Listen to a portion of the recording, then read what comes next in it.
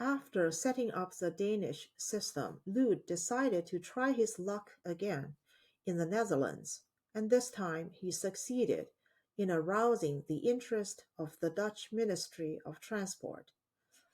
Times had changed, he recalls. People had become more environmentally conscious, and the Danish experiment had proved that bike sharing was a real possibility. A new Wheatveaten plan was launched in 1999 in Amsterdam. However, riding a white bike was no longer free. It cost 1 guilder per trip, and a payment was made with a chip card developed by the Dutch bank Postbank. Lud designed conspicuous, sturdy white bikes, locked in special racks, which could be opened with the chip card.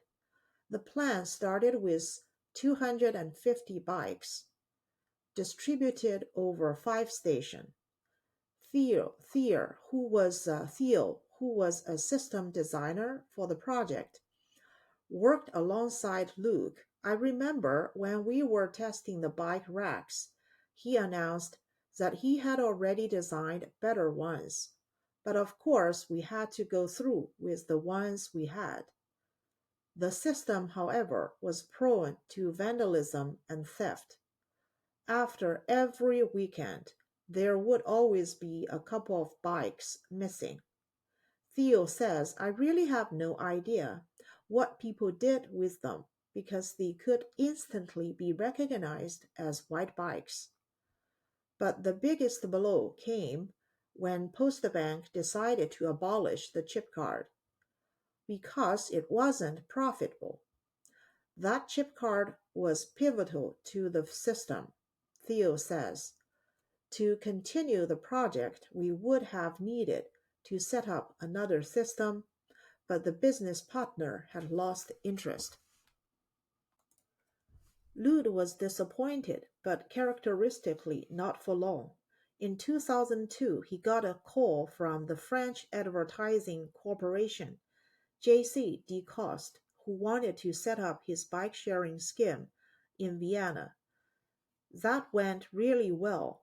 After Vienna, they set up a system in Lyon. Then in 2007, Paris followed.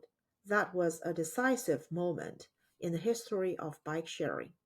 The huge and unexpected success of the Parisian bike sharing program, which now boasts more than 10,000 bicycles, inspired cities all over the world to set up their own schemes, all modeled on Luke's. It's wonderful that this happened, he says, but financially I didn't really benefit from it because I never filed for a patent. In Amsterdam today, 38% of all trips are made by bike, and along with Copenhagen, it is regarded as one of the two most cycle-friendly capitals in the world. But the city never got another Wheatveaten plan. Theo believes this may be because everybody in Amsterdam already has a bike. Lud, however, cannot see that this changes Amsterdam's need for a bike-sharing scheme. People who travel on the underground don't carry their bikes around, but often they need additional transport to reach their final destination. Although he thinks it is strange that a city like Amsterdam does not have a successful bike-sharing scheme, he is optimistic about the future. In the 60s, we didn't stand a chance because people were prepared to give their lives to keep cars in the city, but that mentality has totally changed. Today, everybody longs for cities that are not dominated by cars.